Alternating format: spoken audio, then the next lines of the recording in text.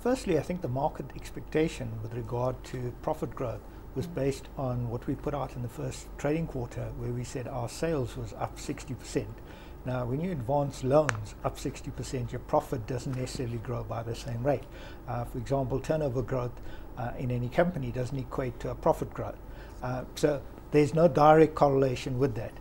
There's a timing issue in that if you put a loan on the book on the first day of the financial year, you end up earning profit for 12 months. If you put a loan on the last month of your financial year, you only earn 1 month's profit on that. With regards to growth going forward, and we're looking at headline earnings per share, as I said, of 20% increase, can we expect these kind of double-digit numbers going forward, or is this as good as it's going to get? We actually don't target a headline earnings number. We target growth in advances, and we have said we're targeting greater than 25% advances growth. For the 6 months, we've achieved 27% growth in advances, and the advances then, if you achieve that, that will then translate into profit growth, but not on a one-for-one basis, meaning that if you end up with a 25% growth in advances, you wouldn't necessarily get 20% growth in headline earnings, but you will end up with double-digit growth. We're looking at the Eleni's business unit now incorporated into the banking business unit. It's for the first time that this has happened. How has that changed the results for the likes of Eleni's and also the banking business unit? We've split up. Eleni's retail for the first time is now reporting as a standalone business unit, and then you've got the Eleni's financial services that has been transferred into the bank, and that means all credit generated through the Eleni's channel is now for the first time being reported as part of the banking unit results.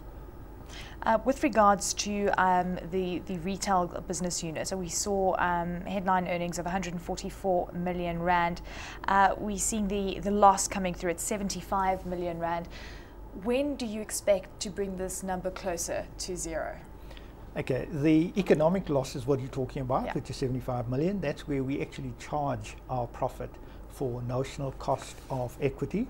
That's been reduced from last year. We expect by 2012, 2013 that Eleni's as a standalone retailer will produce an economic profit.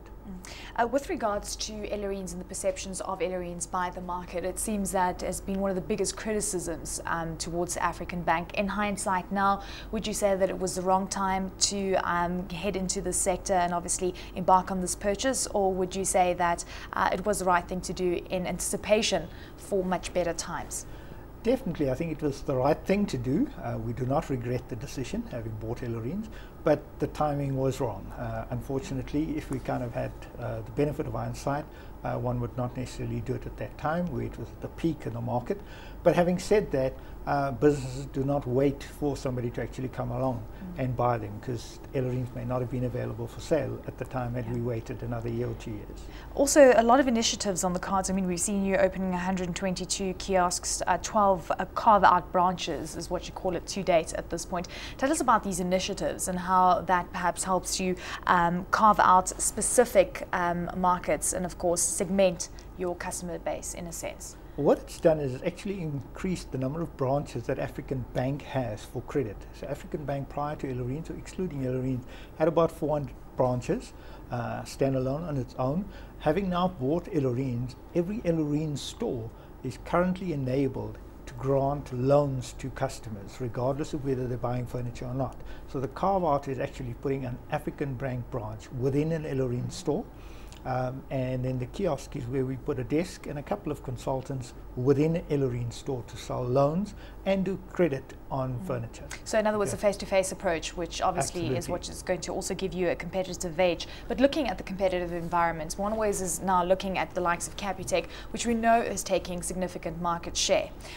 Your sentiments towards this competitive environment in a place where you are deemed relatively niched, going for the lower income earner, and you've got new players within this space? Competition's always welcome. The person that benefits most from competition is a consumer, and we have actually been bringing prices down over the last 6 years to make sure the consumer gets the best deal possible. So we welcome competition. However, our stance is we're going to make sure that we offer something that competitors can't or currently offer. So you've got to be one step ahead each time. Hence the innovation in coming up with new products like Interest Buster where customers get a loan with 0% interest for 12 months, the payment break, which allows customers to take out a loan and then delay payments for a few months over festive season.